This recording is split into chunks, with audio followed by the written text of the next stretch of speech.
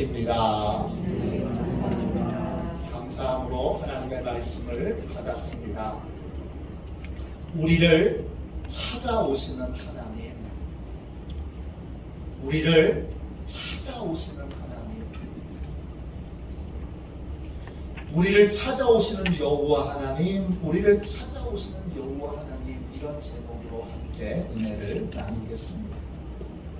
예배는 하나님을 만나는 것입니다. 어떻게 하나님을 만날 수 있습니까? 우리 편에서 하나님께로 나아갈 수 있는 길은 없습니다. 로마서 3장 23절에 모든 사람이 죄를 범하였음에 하나님의 영광에 이르지 못하더니 그랬습니다. 성경은 모든 사람이 다 예외 없이 죄인이라고 선언했습니다. 죄인은 스스로 하나님 앞에 나아갈 수 없습니다.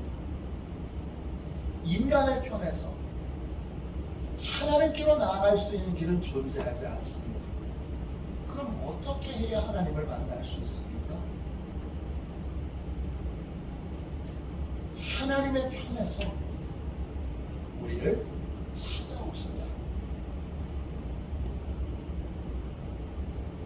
예배는 하나님이 찾아오시는 것입니다. 찾아오시는 하나님을 만나는 것입니다. 그럼 언제 하나님이 우리를 찾아오시죠? 하나님은 예상치 못한 시간에 우리를 찾아오십니다. 오늘 말씀 창세기 28장 10절 11절 보세요. 야곱이 브엘세바에서 떠나 하란으로 향하여 가더니 한 곳에 이르러는 해가 진지라 거기서 유숙하려고 그곳에 한 돌을 가져다가 베개를 삼고 거기 누워 자더니. 지금 야곱은 집을 떠나서 외삼촌 라반의 집을 향하여 가고 있습니다. 밤이 되자 야곱은 그냥 바깥에서 노숙을 하게 됐습니다. 돌 하나를 가져다가 베개를 삼고 잠이 듭니다. 잠을 청하는데 바깥에서 잠을 자보신 분은 아시지만 잠이 잘 안 옵니다. 이리 뒤쳐 저리 뒤쳐 가다가 어느 순간 잠이 듭니다. 그런데 그날 밤에 하나님이 야곱을 찾아오십니다. 그날 밤에 하나님이 야곱을 찾아오실 줄은 꿈에도 몰랐습니다. 이렇게 하나님은 예상치 못한 시간에 우리를 찾아와 주십니다. 야곱은 깜짝 놀라서 하나님을 만나고 이렇게 고백합니다. 16절 17절 보세요. 야곱이 잠이 깨어 이르되 여호와께서 과연 여기 계시거든 내가 알지 못하였도다. 이에 두려워하여 이르되 두렵도다. 이곳이요 이곳은 다름 아닌 하나님의 집이요 이는 하늘의 문이로다 하고 이곳에서 이 밤에 하나님을 만날 줄은 꿈에도 몰랐습니다. 두렵고 떨리는 마음으로 야곱은 하나님을 만난 이곳이 하나님의 집이고 또 하늘의 문이라고 고백합니다. 예배는 하나님이 우리를 찾아와 주시는 것입니다. 근데 언제 우리를 찾아와 주실지 아무도 모릅니다. 그렇기 때문에 우리는 기복 없는 예배 생활을 해야 합니다. 한결같은 마음과 자세로 예배를 드릴 수 있어야 합니다. 항상 하나님을 만날 준비를 하고 하나님이 인재해 주실 것을 믿고 예배의 자리에 나와야 합니다. 하나님을 만나면 그러면 그때부터 하나님과 교제하는 예배가 시작됩니다. 예배는 하나님을 만나는 것이기도 하고 동시에 하나님과 교제하는 것이기도 합니다. 만남은 반드시 교제로 이어집니다.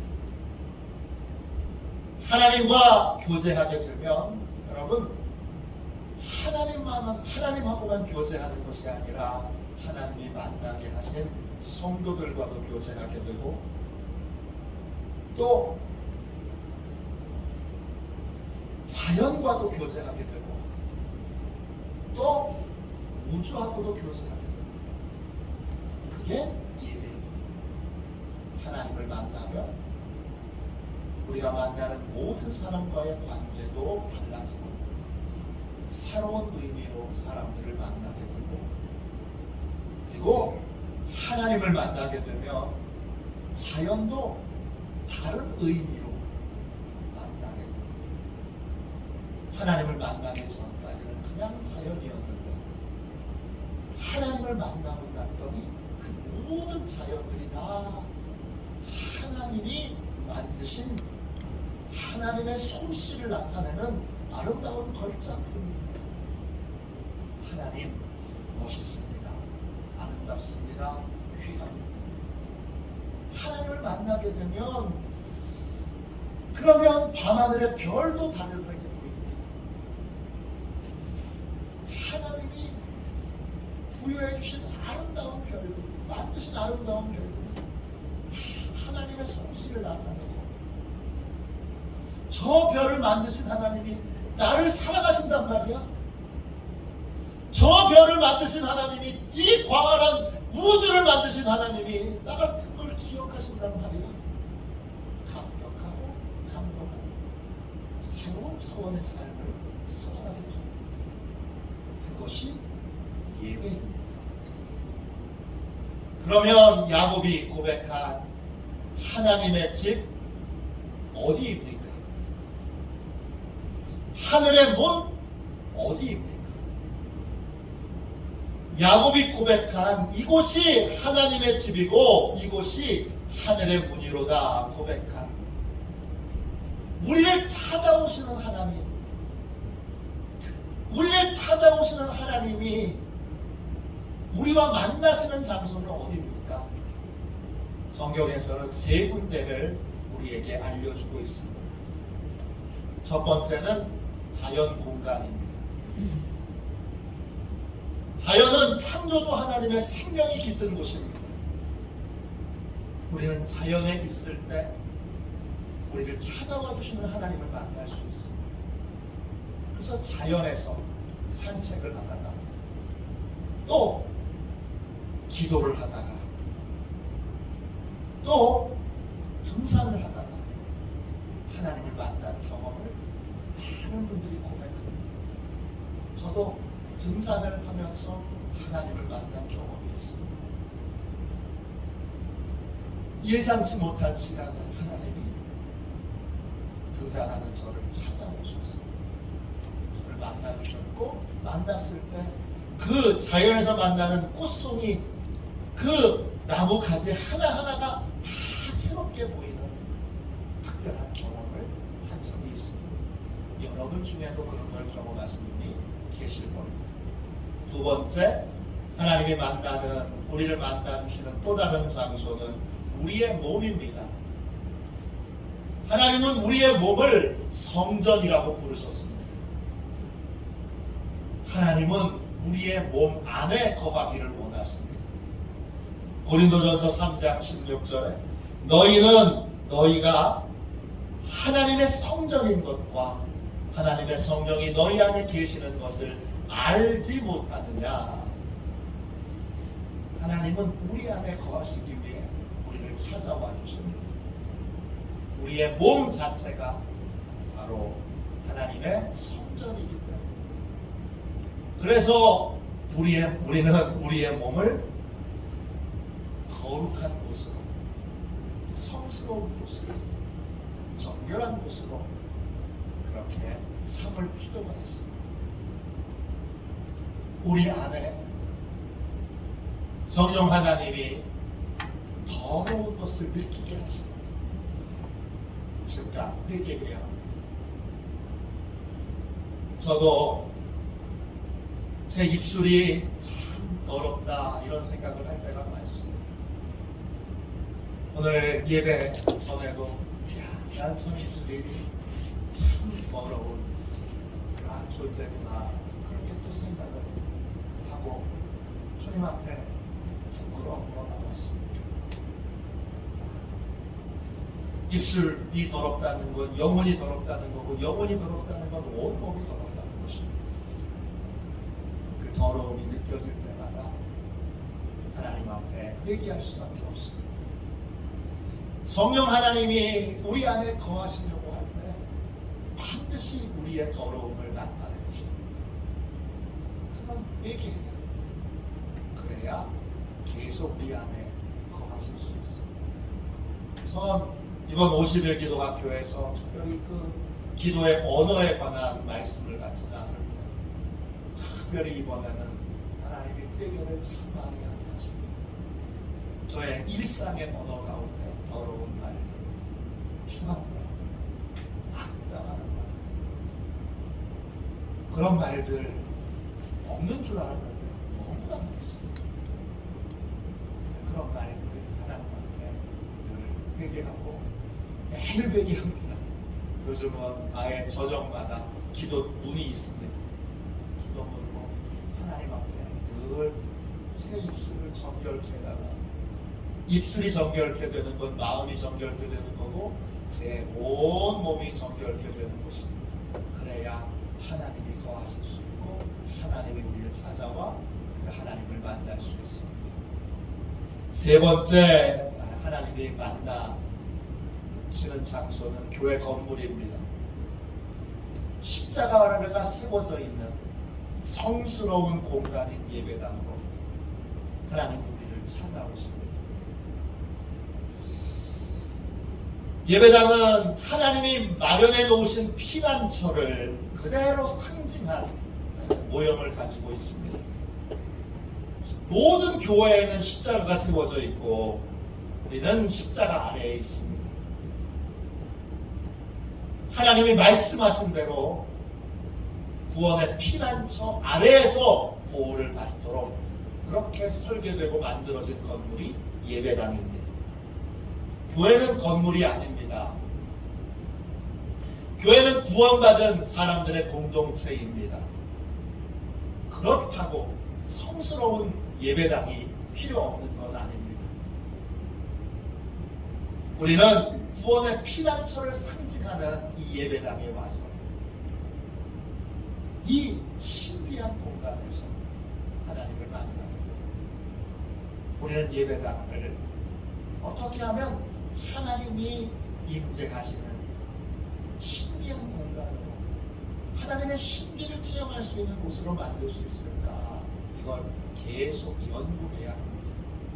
그리고 예배당 구석구석을 그렇게 하나님의 신비로 채우도록 그렇게 하나님이 인도하시는 대로 예배당을 수리하기도 하고 고치기도 하고 바꾸기도 해야 합니다. 저도 와서 예배당에 많은 부분들을 고쳤습니다. 스피커도 새로 넣고 또 스크린도 새로 넣고 또 십자가도 새로 그리고 온 교회 성도들과 함께 십자가를 만들어서 새로 세웠습니다.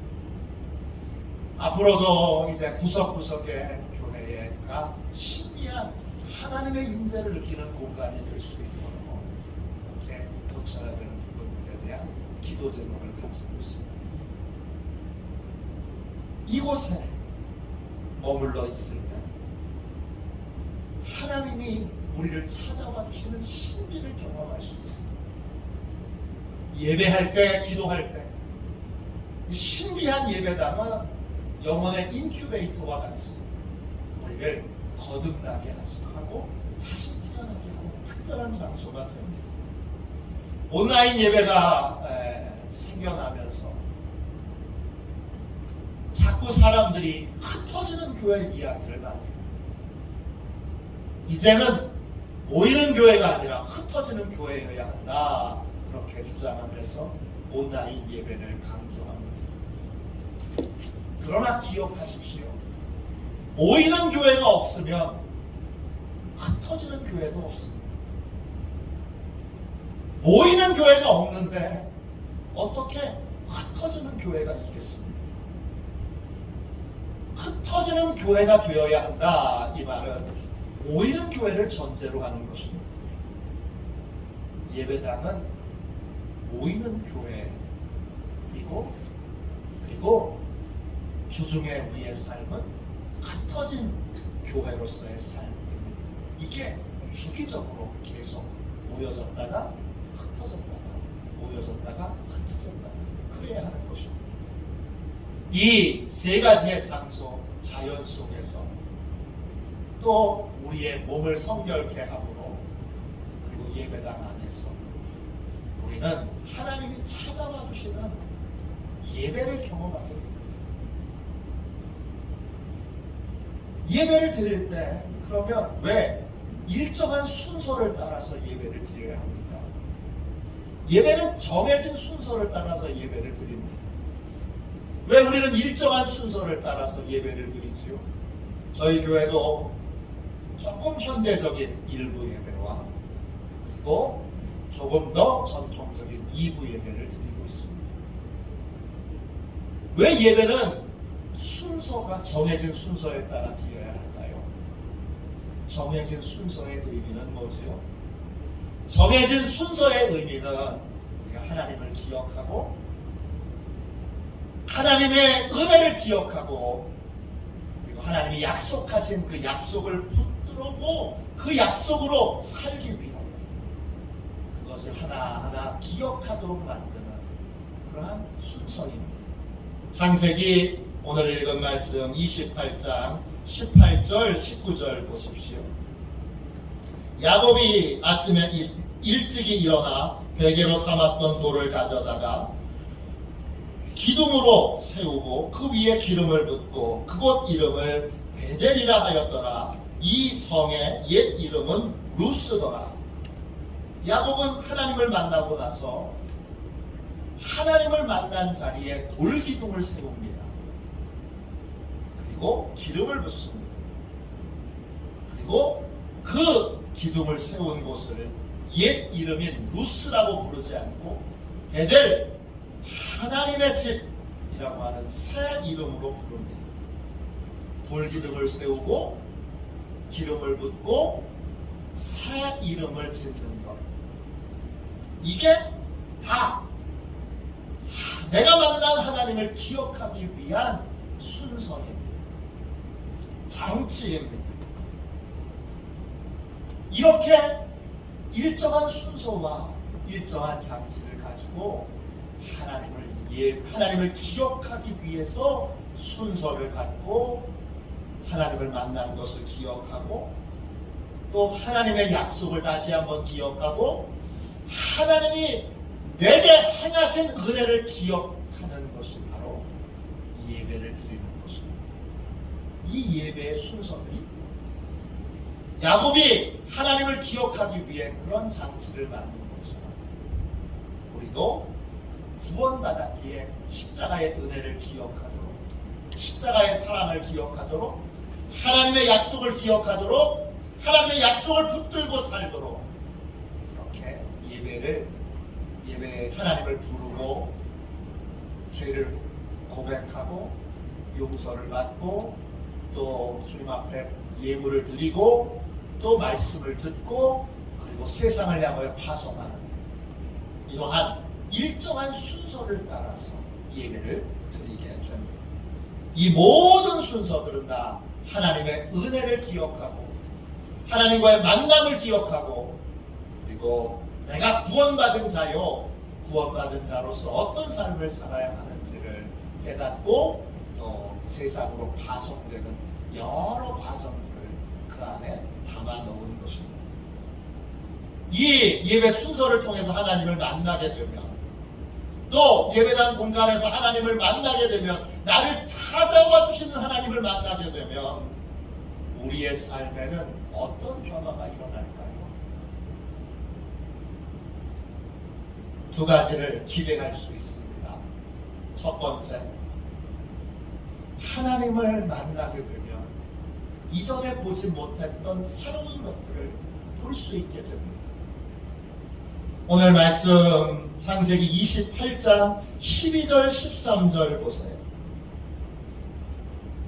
12절입니다. 꿈에 본즉 사닥다리가 땅 위에 서 있는데 그 꼭대기가 하늘에 닿았고 또 본즉 하나님의 사자들이 그 위에서 오르락내리락 하고 또 본즉 여호와께서 그 위에 서서 이르시되 나는 여호와니 너의 조부 아브라함의 하나님이요 이삭의 하나님이라. 내가 누워있는 땅을 내가 너와 네 자손에게 주리니. 하나님을 만나기 전까지 야곱은 걱정과 두려움이 가득 찬 인생을 살고 있었습니다. 그는 형에게 미움을 받고 있습니다. 그는 외삼촌 집에 형의 미움을 피해서 잠시 피난을 가고 있습니다. 형에게 용서를 받을 수는 있는지, 집으로는 다시 돌아올 수는 있는지. 외삼촌 라반의 집으로 가게 되는데 외삼촌 라반이 나를 환영하지 않으면 어떡하지? 두려워하고 불안했습니다. 이런 상황에서 하나님이 야곱을 찾아오셨습니다. 비록 꿈속에서 하나님을 만난 것이지만 야곱은 분명하고 생생하게 하나님을 만나게 됩니다. 그가 본 하나님은 높은 사다리 꼭대기에 계십니다. 그리고 하나님의 천사가 사다리를 계속 오르락내리락 하고 있습니다. 이 장면은 하나님이 야곱을 얼마나 사랑하시는지를 보여줍니다.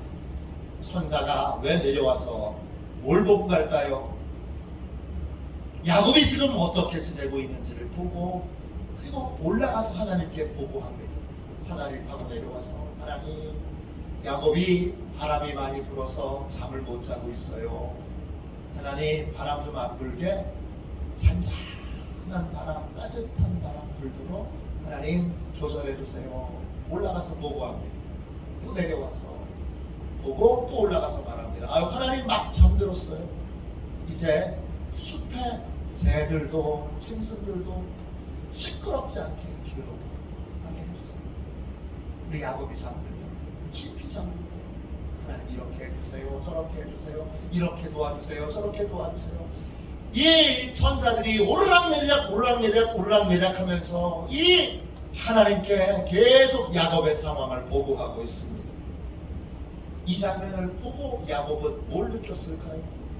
내가 하나님의 특별한 보호 속에 살고 있구나. 내가 하나님의 특별한 은혜 속에 삶을 살고 있구나. 이것을 느끼게 됩니다. 외국에는 축제가 많아요. 그리고 그 축제를 하면 거리 퍼레이드를 많이 합니다. 그럴 때 아빠들이 아이를 목마를 타고서 이렇게 가는 경우들이 많아요. 아마 여러분 어떤 여행 프로그램 이런 데 보시면 그런 걸 많이 보셨을 거예요. 아이가 키가 너무 작으니까 퍼레이드가 펼쳐져도 안 보여요. 그럴 때 아이가 어떻게 해요? 아빠한테 손을 벌려서 아빠 날 좀 잡아주세요. 아무것도 안 보여요. 그러면 아빠가 그 말을 듣고 이 아이를 번쩍 들어서 자기의 목에다가 목마를 태웁니다.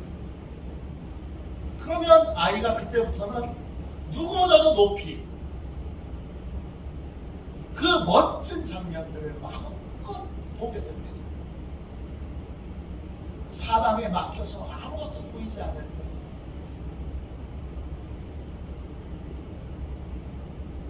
모든 것이 답답하고 괴롭기만 할 때 우리는 하나님을 만나야 합니다. 그러면 하나님이 우리를 높이 들어 올려서 하나님의 시각으로 세상을 보고 문제를 보게 합니다. 우리 눈으로 볼 때는 불가능해 보였던 것들이 하나님의 눈으로 보니까 다르게 보입니다. 우리의 눈으로 볼 때는 두렵고 절망적이고 아팠던 것들이 하나님의 눈으로 보니까 전혀 다르게 보입니다. 두려웠던 것이 두렵지 않고 절망적이었던 것이 소망으로 바뀌고 아팠던 것들이 은혜로 보이고 부정적인 것들이 긍정적으로 보이게 됩니다. 하나님을 만나면 나는 새로운 눈을 갖게 됩니다. 내 눈이 아닌 하나님의 눈으로 세상을 보고 사람을 보고 문제를 보고 인생을 볼 수 있게 됩니다. 그래서 높이 보고 멀리 보고 깊이 볼 수 있게 되는 세계가 열리는 것이 바로 하나님을 만난 사람의 모습입니다. 난 예배 때 제가 그리어 목사님 이야기를 했어요. 그 그리어 목사님이 쓰신 그 복음 본색이라고 하는 책에 이런 얘기도 나와요. 참 좋아하는 책이어서 오늘 공교롭게도 아침과 오후에 다 이분의 이야기를 하게 되는데, 이분이 2년 동안을 이슬람 국가에 가서 선교사로 사역을 했습니다. 그때 한 번도 만나본 적이 없던 마무드라고 하는 사람이 이 그리어 목사님한테 전화를 했어요. 그리고 전화 내용이 뭐였냐 하면 자기가 어떤 꿈을 꿨다는 거예요. 꿈 얘기를 하는 거예요. 그리고는 그리어 목사님에게 이 꿈의 내용이 뭔지 해석해달라고 부탁을 합니다. 꿈속에서 이 마무드는 이슬람 사람이에요. 이슬람 회교도고 또 이슬람교를 믿는 사람이에요. 이 사람은 끝없는 들판을 목적 없이 방황하고 있습니다. 근데 그것이 뭔지는 알겠더래요. 그건 자기 인생이에요. 외로웠고 목적도 없고 의미도 없고 방향도 없고 그렇게 살아가고 있는 자기의 삶이 보여요. 이렇게 외롭게 방황하며 넓은 들판을 목적 없이 걷고 있는데 누군가 뒤에서 한 남자가 음성을 들려주더래요. 뒤를 돌아보니까 빛나는 흰옷을 입고 있었습니다. 얼굴은 보지 못했는데 그 얼굴이 하나같이 빛났습니다. 그리고 그분이 몸에서 옷에서 복음서 한 권을 꺼내서 마무드의 손에 이렇게 쥐어줍니다. 그리고는 이렇게 말합니다. 이 책이, 이것이 너를 이 들판에서부터 꺼내줄 것이다. 마무드는 거절합니다. 왜냐? 이슬람교도였기 때문입니다. 기독교서적인 것 같아서 딱 보자마자 성경인 것 같아서 갖고 싶지 않다고 거절을 했습니다. 그날 꿈에서 깨어났을 때 온 몸이 땀범벅이었습니다. 심장은 빠르게 뛰었고 어떻게 해야 될지 모르고 난감하기만 했습니다. 다음날 또 잠이 들었는데 똑같은 꿈을 꿨습니다. 그 남자가 또 나타나서 성경책을 권하는데 또 거절했습니다. 세 번째 날이 됐는데 똑같은 꿈을 또 꿨습니다. 꿈에서 그 남자가 다시 성경책을 꺼내서 그에게 주면서 이렇게 말했습니다. 오직 이것만이 너를 이 들판에서 꺼내줄 것이다. 그날 마무들은 떨리는 손으로 그 복음서를 받습니다. 그리고는 그 꿈 이야기를 하면서 그리어 목사님에게 이렇게 묻습니다. 제 친구가 말하기를 당신이 복음의 전문가라고 하더군요. 제 꿈을 해석해 주실 수 있겠습니까? 그리어 목사님은 꿈 해석을 해본 적이 한 번도 없어요. 그렇지만 선교를 위해서 이렇게 대답했습니다. 형제님은 정말 운이 좋으시군요. 꿈 해석은 저의 영적인 은사입니다. 그리고는 2시간 동안 복음을 설명해 줍니다. 그리고 십자가에서 예수님이 어떻게 우리의 죄를 담당하셨는지를 설명했습니다. 저나 전화해서 이 마모드가 눈물을 흘리며 흐느끼는 소리가 들립니다. 창조주 하나님이 나를 대신해서 죽었다고요. 그것이 사실입니다. 오 알라우 아크바르, 알라우 아크바르. 그래서 신은 위대하십니다, 이런 뜻이에요. 이슬람 교도들이 신을 찬송할 때 자주 쓰는 표현이에요. 오 알라후 아크바, 오 알라후 아크바. 그리어 목사님은 드디어 이렇게 도전합니다. 예수님을 믿지 않으시겠습니까? 그는 주제없이 네, 제가 예수님을 믿겠습니다, 대답합니다. 그리어 목사님은 예수님을 믿게 될 때 이 회교권 안에서 어떤 대가를 치르게 되는지에 대해서 설명해 주셨습니다. 설명해 주었습니다. 마무드, 당신이 예수님을 믿는 그 순간부터 당신은 직장을 잃을 수도 있습니다. 가족으로부터 쫓겨날 수도 있습니다. 그리스도에 대한 헌신이 당신에게 생명을 요구할 수도 있습니다. 이때 마무드는 웃으면서 이렇게 말했습니다. 이 모든 걸 잘 알고 있습니다. 그 때문에 당신의 이야기를 들으러 오기 전까지 한 달 이상의 시간이 걸렸습니다. 예수 그리스도를 따른다면 모든 것을 이룰 수도 있다는 사실을 잘 알고 있습니다. 그러나 예수 그리스도가 하나님이시고 하나님이 저를 위해 십자가에서 자신을 그렇게 내어주셨다면 저는 어디든 그분과 함께 갈 것이고, 직장과 가족과 혹은 생명을 잃는다 해도 괜찮습니다. 저는 어디든 예수님과 함께 가겠습니다. 하나님을 만난 사람은 넓은 시야를 갖게 됩니다. 이 땅에서 눈앞에 핍박을 받고 고통을 받는 것만 보지 않고 멀리 이 땅의 산 너머에 있는 천국을 바라볼 수 있게 되고, 이 땅의 삶이 얼마나 짧은지를 알게 되어 핍박을 받더라도 고통을 겪더라도 가족들에게 쫓겨나더라도 그래도 영원한 삶을 향하여, 영원한 구원을 향하여 나아가기로 결단하게 됩니다. 하나님을 만나는 데 시야가 열려서 이전에 보지 못했던 새로운 것들을 보고 그 새로운 것들이 새로운 삶을 살게 만듭니다. 두 번째, 하나님을 만날 때 어떤 일이 일어나게 됩니까? 하나님의 약속을 붙들고 사는 언약의 자녀로서의 삶이 시작됩니다. 오늘 말씀 여러분 13절부터 15절까지 보십시오.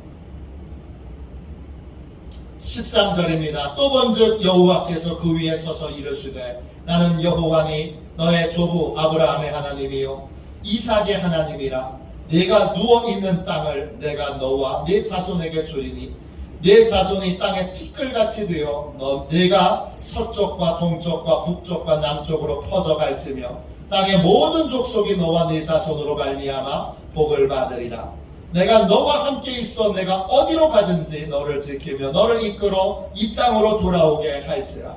내가 네게 허락한 것을 다 이루기까지 너를 떠나지 아니하리라 하신지라. 하나님을 만나면 눈만 열리는 것이 아니라 귀도 열립니다. 나를 향한 약속의 말씀을 듣게 됩니다. 하나님을 만난 야곱은 하나님께 많은 약속을 받습니다. 하나님이 야곱과 야곱의 자손에게 땅도 주신다고 하고, 야곱과 항상 동행하신다고도 하고, 고향으로 반드시 돌아오게 하신다고도 하고, 이 약속이 다 이루어질 때까지 결코 떠나지 않겠다고도 약속하십니다. 약속을 받은 야곱은 어떤 삶을 살게 될까요? 약속을 믿는 믿음의 삶을 약속이 이루어질 것을 믿는 소망의 삶을, 그리고 약속해 주신 하나님의 사랑을 느끼며 하나님을 사랑하게 되는 사랑의 삶을 살게 됩니다. 즉 하나님을 만난 사람은 하나님의 약속을 붙들고 믿음과 소망과 사랑을 가진 삶을 살아가게 됩니다. 어느 대학교 졸업식에서 이제 은퇴를 얼마 남겨두지 않은 노 교수가 사회로 나가는 제자들에게 이렇게 말했습니다. 이제 위험한 바다에 배를 띄워 항해를 떠나는 것을 자네들은 알겠나? 지금 자네들은 위험한 바다를 향해서 배를 띄워 항해를 떠나는 출발점에 서 있는 것이다. 그걸 자네들은 알고 있는가? 이렇게 노 교수가 말하자 학생들이 갑자기 숙연해졌습니다. 졸업식이 은혜스럽게 잘 끝나고 나서 한 학생이 이 교수님을 찾아왔습니다. 그건 교수님께 이렇게 말했습니다. 위험한 바다를 향해서 출발하는 것은 교수님 사실입니다. 그러나 교수님 너무 걱정하지 마십시오. 그리고는 주머니 속에서 성경책을 꺼내서 교수님에게 딱 보여주면서 말합니다. 위험한 바다를 막연하게 떠나는 것 같으나 교수님 걱정하지 마세요. 저희에게는 나침반이 여기 있습니다. 그리고 성경을 보여줍니다. 하나님을 만난 사람은 인생을 막연한 걱정과 두려움으로 살지 않습니다. 왜? 하나님이 귀를 여셔서 약속의 말씀을 주셨기 때문이고 그 약속은 반드시 이루어질 것이기 때문입니다. 하나님을 만난 사람은 약속을 믿는 믿음과 약속이 이루어질 것을 소망하는 소망과 약속을 주신 하나님을 사랑하는 사람은 믿음, 소망, 사랑으로 삶을 살아가게 됩니다. 예배는 하나님을 만나는 것입니다. 하나님은 예수 그리스도를 의지하여 하나님께로 나온 우리를 찾아와 주십니다. 우리를 만나 주십니다. 하나님을 만날 때 우리는 하나님의 눈으로 세상을 볼 수 있게 되고 하나님의 약속을 붙들고 삶을 살아가게 됩니다. 이것이 예배의 은혜이고 이것이 예배의 영광입니다.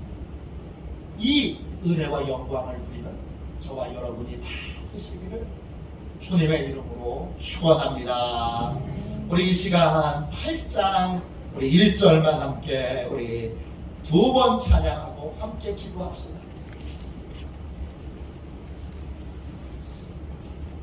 우리 8장 1절만 두 번 찬양하고 하나님 예배마다 하나님의 찾아와 만나는 기대합니다.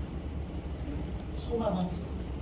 하나님이 새로운 눈으로 세상을 볼 수 있도록 해주시고 하나님이 약속의 말씀을 주셔서 약속의 백성, 언약의 백성으로 살아갈 수 있도록 예배의 영광을 맛보게 해주시고 예배의 축복을 우리에게 해 주시기를 간절히 구합니다. 하나님 예배의 영광을 우리가 맛보고 체험하게 해주옵소서. 우리의 가족도 우리의 자녀들도 다 예배의 영광을 맛봐 특별한 삶 예배자로 살아가게 해주옵소서. 그렇게 우리 함께 통성으로 기도합시다.